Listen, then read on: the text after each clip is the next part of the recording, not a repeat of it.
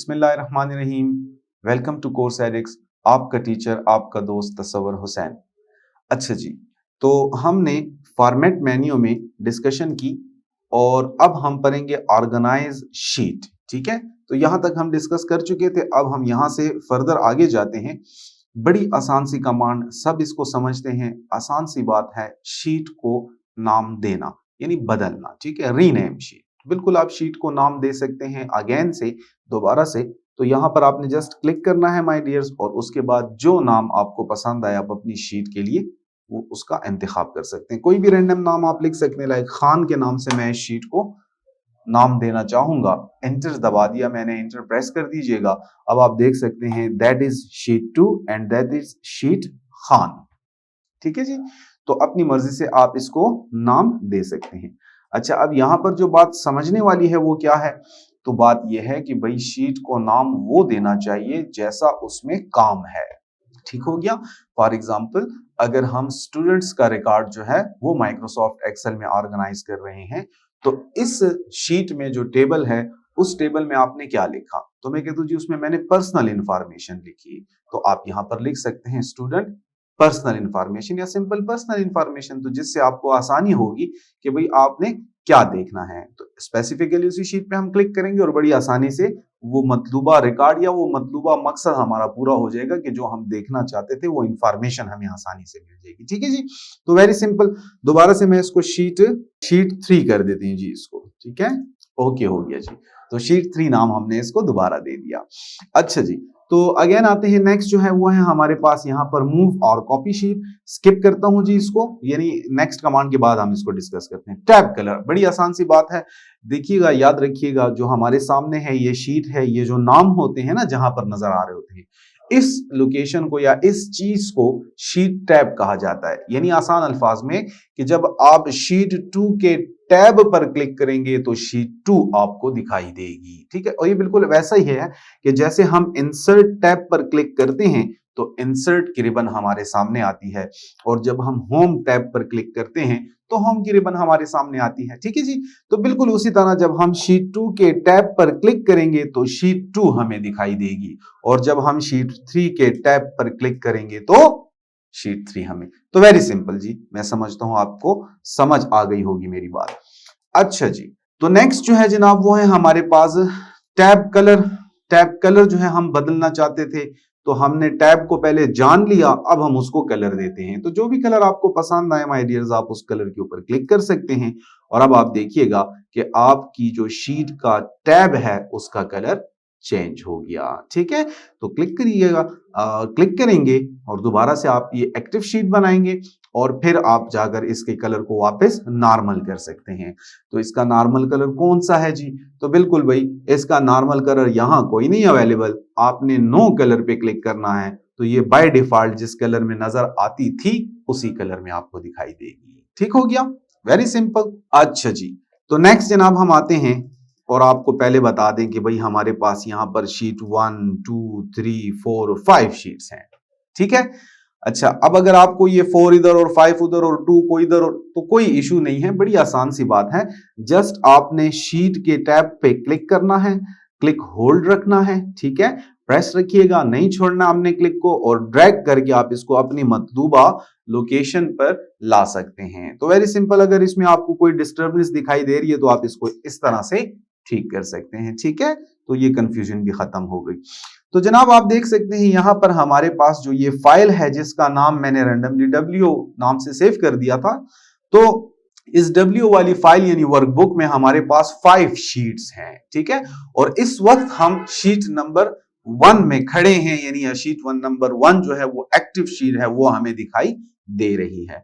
तो याद रखिएगा कि ये जो कमांड है ना जी, तो ये कमांड के मूव और कॉपी दो हैं भाई बातें इसमें, कि आपने मूव करना है या कॉपी करना है।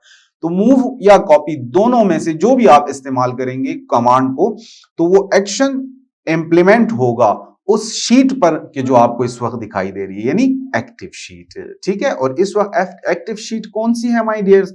तो बिल्कुल the sheet 1 is active sheet. ठीक है जी, तो अब क्लिक करते हैं कमांड पे। तो ये देखिए जनाब, आपके सामने एक अलग से डायलॉग बॉक्स आ गया है, ठीक है, और इसके अंदर कुछ ऑप्शंस भी हैं। तो पहले तो हम इस बात को डिस्कस कर लेते हैं कि जी क्रिएट अ कॉपी, ठीक है।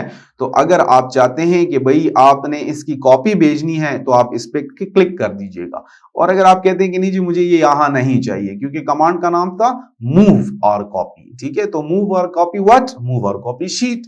तो आप इस शीट को मूव कर सकते हैं कहां से, इस फाइल से, ठीक है जी, ये इसका असल मकसद है। तो अगर आप चाहें तो आप इसकी कॉपी भी भेज सकते हैं और चाहें तो आप इस पूरी शीट को भी उठाकर भेज सकते हैं। यहां पर एक बात आपको समझना होगी भाई, एक तो बात में से बात निकल आती है, बहरहाल डिस्कस करता हूं मैं।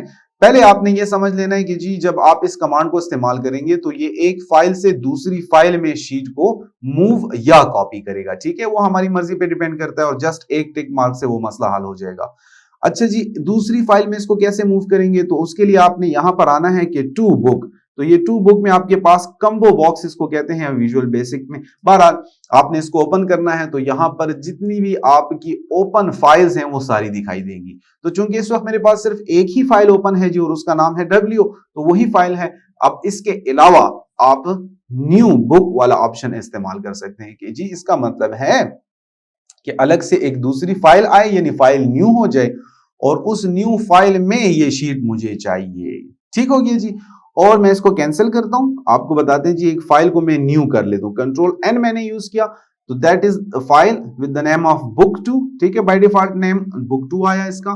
तो मैं कहता हूं कि भाई ये जो फाइल है ना इसमें एक अपनी शीट है, उसका नाम शीट 1 है। यहां पर मैं रैंडमली कुछ नंबर्स लिख देता हूं, ठीक है जी, तो ताकि हम इसको पहचान सकें, सिर्फ इस मकसद के लिए, लिखना जरूरी नहीं है। और फिर मैं आता हूं दोबारा से अपनी फाइल की तरफ जिसका नाम था W और मैं शीट 1 में खड़ा हूं और अगेन मैं आता हूं मूव और कॉपी।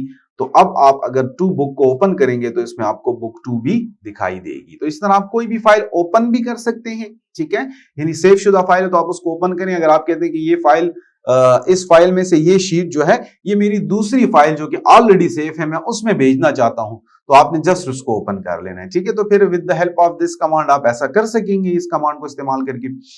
तो जनाब book2, ठीक है, अब आपकी मर्जी, आप इसको book2 में ले जाना चाहते हैं या अलग से फाइल न्यू करके उसमें ले जाना चाहते हैं, तो क्लिक कीजिएगा और उसके बाद आपके पास यहाँ पे ऑप्शन मौजूद है कि भाई कॉपी, तो आप बिल्कुल यूज कर सकते हैं। अगर यहां भी चाहिए वहां भी चाहिए क्रिएट और कॉपी लगाएं, नहीं चाहिए डायरेक्ट मूव करना है तो ना लगाएं इसको चेक, ठीक है, यानी इसको आपने अनचेक ही रहने देना है। अच्छा जी, तो जो बात मैं आपको बताने वाला था वो ये थी कि भाई आपने इस बात को याद रखना है कि ये असल में पूरी शीट के बारे में बात कर रहा है, ठीक है ना। और शीट तो आप जानते हैं भाई, शीट तो बहुत बड़ी होती है, ठीक है ना, यानी शीट के जिसमें मोर देन 16,000 कॉलम्स हैं और मोर देन 10 लाख रोज हैं, ठीक है। तो इतनी बड़ी शीट को उठाकर ये दूसरी फाइल में लेकर जा रहा है, ठीक है। ये सिर्फ इस टेबल की बात नहीं हो रही है जो आपके सामने है जिसमें चंद कॉलम और कुछ रोज हैं, इसकी बात नहीं हो रही, बल्कि पूरी की पूरी शीट की बात हो रही है। और इसको जरा मजीद समझने के लिए मैं आपको एक ट्रिक समझा देता हूं। हमें कैसे यकीन होगा कि इसने पूरी शीट उठाई, तो बड़ी आसान सी बात है जी, कंट्रोल के साथ राइट एरो की प्रेस कीजिएगा तो आप last column of the sheet में आ जाएंगे। XFD लिखा होता है 16,000 समथिंग है, बहरहाल तो मैंने यहां पर एक कैरेक्टर T लिखा, ठीक है, और उसके बाद मैं कंट्रोल के साथ डाउन एरो की प्रेस करता हूं तो बिल्कुल लास्ट रो में आप देख सकते हैं 10,48,576 नंबर रो है, तो आप इस रो में, और यहां पर मैंने 5 लिख दिया। और अब मैं ये देखूंगा कि भाई जब ये शीट मूव होगी ना तो हम चेक करेंगे कि वो जो आखिरी बिल्कुल रो और आखिरी कॉलम यानी last cell of the sheet में भी हमने नंबर लिखा और लास्ट कॉलम में भी एक सेल में मैंने कुछ लिखा, तो कंफर्म हो जाएगा कि हाँ भी वाकईतन इसने पूरी शीट को उठाया। और याद रखिएगा कि अगर आप ये सोचते हैं कि भाई ये तो हम सेलेक्ट ऑल करके और कंट्रोल C और कंट्रोल, नहीं नहीं भाई ऐसा नहीं हो सकता। ये इतना ज्यादा डेटा या इतनी बड़ी रेंज है कि अगर आप इसको कॉपी या कट करने की कोशिश करेंगे तो डेफिनेटली आपका कंप्यूटर हैंग हो जाएगा। समझ रहे हैं मेरी बात को? और ये एक मुश्किल टास्क है, तो बहरहाल कंप्यूटर के लिए भी मुश्किल टास्क है, तो इन्होंने ये कमांड इस मकसद के लिए बनाई। भाई इसका ये फायदा और ये कमाल है कि ना इसके ऊपर कोई टाइम लगेगा और ना आपके कंप्यूटर हैंग होंगे। बस बड़ी आसानी से आपने शीट पे क्लिक किया, उसके बाद मूव और कॉपी पे क्लिक किया, और मैं इसको डायरेक्टली मूव करना चाहता हूं। इस शीट का नाम भी शीट 1 है, याद रखिएगा। और मैं इसको बुक 2 में ले जाता हूं, उसके अंदर अपनी शीट 1 मौजूद है, ठीक है, और मैं ओके करने जा रहा हूं, आप गौर कीजिएगा। जैसे ही मैंने इसको ओके किया, अब आपके सामने that is file number book 2, ठीक है, दूसरी फाइल। और ये आप देख सकते हैं कि जो शीट 1 है ये इसकी अपनी शीट है, जिसमें मैंने कुछ नंबर्स भी लिख दिए थे ताकि कंफर्मेशन हो जाए। और ये शीट 1 जिसके साथ 2 लिखा हुआ है, ये शीट आई उस फाइल से कि जिसका नाम था W, ठीक है। और आप देख सकते हैं कि वो रिकॉर्ड आपको नजर आ रहा है, और चेक कर सकते हैं, कंट्रोल राइट एरो की प्रेस कीजिएगा, वो टी भी हमें दिखाई दे रहा है, और कंट्रोल डाउन एरो की प्रेस कीजिएगा तो last cell of the sheet जो है उसमें मैंने 5 लिखा था, तो आपने देख लिया कि भाई बिल्कुल इसने पूरी की पूरी शीट उठाकर एक फाइल से दूसरी फाइल में हमें दे दी। ठीक हो गया जी। तो that is the concept about move और कॉपी। तो इसके साथ आपका ऑर्गेनाइज शीट का जो ग्रुप है जी वो भी हुआ कंप्लीट। ठीक हो गया जनाब। ओके जी, बहुत बहुत शुक्रिया, thank you so much, Allah Hafiz.